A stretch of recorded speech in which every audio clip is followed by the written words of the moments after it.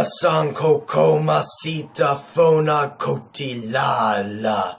Lira san coco masita fona cotilala. Lira. Oh, North Clipper High, friends. Darth Momo here to talk about one of the best episodes of Season 2 Star Wars Rebels, Legends of the Lasat. Forgive me, earlier I was just chanting the legend of the Lasat. Like this episode. This is Darth Momo's channel. So, I just want to say, while there may have been a couple episodes I enjoyed far more than this, such as Siege of Lothal and The Future of the Force, this episode probably comes in after those two. This was fantastic. This was the episode we had been needing.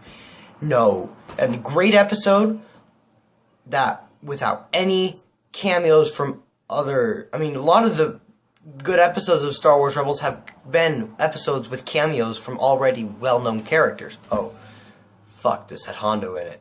Damn it, Lucasfilm, you had to put in some fan service. Yeah, Hondo in there was just fan service. It could have been anyone else. We've had other contacts it could have been. Hell, it could have been Vizago. That would have actually worked. But Hondo, while his appearance in this episode was, his presence in this episode was fan service, it was still well done. And, yes, he was the fool. He played his part well. He sold the Lasats to the Empire, knowing they would save the day, so he made profit while still doing good.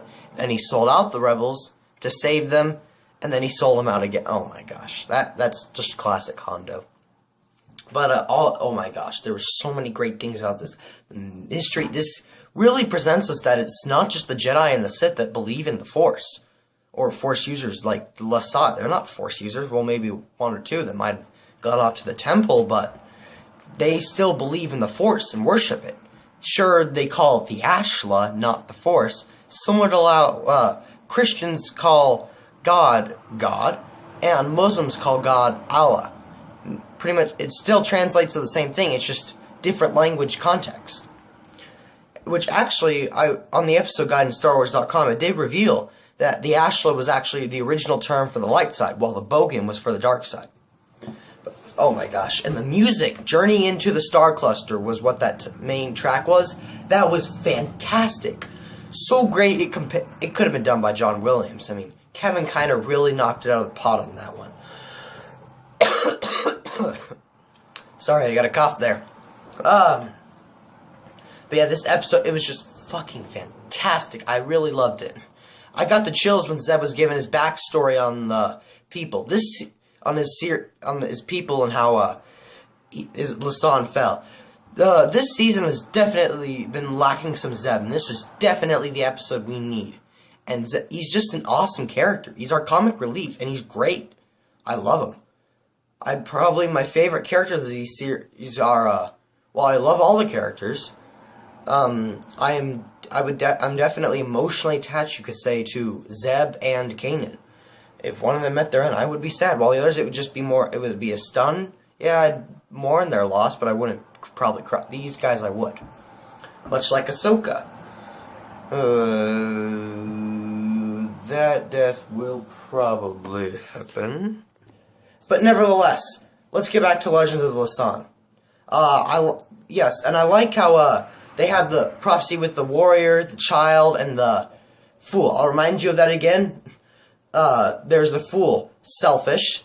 There's the warrior, bloodthirsty, and the child, to destroy them. And the path to Lirasan will only be revealed if the child saves the fool and the warrior. And a theory my friend Crossbro came up with was that so yes, it's confirmed that Zeb is the child, Callus is the warrior, and Hondo is the fool. Well, by the time this is uploading, it'll be next week's episode called Homecoming, or not Homecoming, yeah, The Honorable Ones, is supposed to be where Callus and Zeb are stranded on a harsh planet, and they must work together to survive its environment. And that's where the theory is that that's where this prophecy will play into.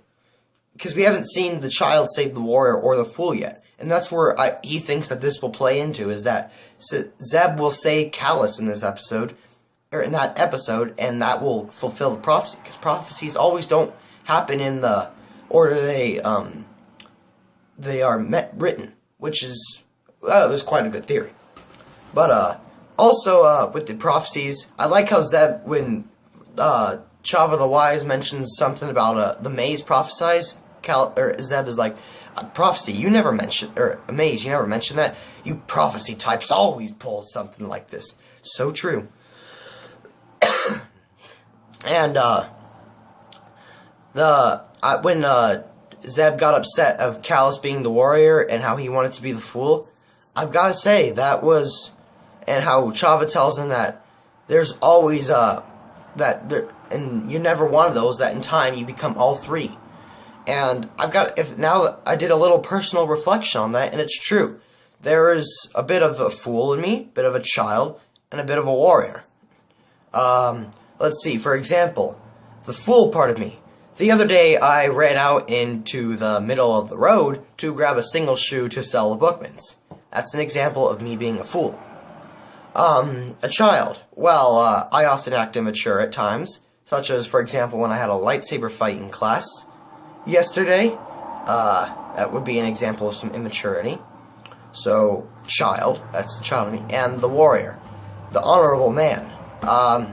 Maybe not necessarily for one such as family. I'm at that age where I'm kind of distant from my family, but friends. Say I had a girlfriend. I don't at the time, but if I would fight to the end for them. My bro dogs, Chris and Nick, yeah, I'd fight to the end to them. Same with back when I was in a relationship, I would do anything for her. And that's how that's the warrior in me. So that was a great quote. I like to say, in time you become all three. It is true. I recognize it within me as well. I could probably point out some in several other people I know. But for the sake of time, we're not going to do that. Or for the sake of your entertainment levels. But that's all I got for you guys today, really. Oh, the reveal that there is still that they're actually Lasat. A little confusion with that. How if this was Wild Space and that's where they originally came from, how did they get to Lasat? And my other Crossbro, my friend aforementioned Crossbro, he was confused on how the whole electricity thing was powering up the hyperdrive and controlling the ship.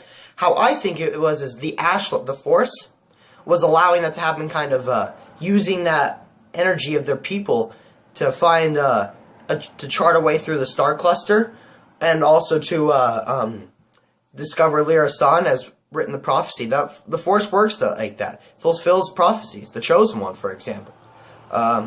Yes, while it didn't necessarily work the way they thought, how everyone just thought, oh, Anakin would come along, destroy the Sith, everyone's happy. No, yeah, he really did put the Force back into balance, because now there's only one Jedi. He wiped out a lot of the Jedi, but then he fulfilled the prophecy by killing Darth Vader and the Emperor. And he brought balance to the Force. Yes, so I like these kind of prophecies and mysterious types in Star Wars. Also, as I said before, that track, Journey into the Star Cluster, I'll put a link to it in the description below, but it's on StarWars.com, the episode guide. It is fantastic. I recommend listening to it. With that, that's all I got for you guys today. So, that's it. Darth Momo, out. Go ahead, if you liked the video, click on that subscribe button. Subscribe to more of the channel, more Star Wars bits, upcoming features. And always go ahead, hit that like button and comment. Thank you.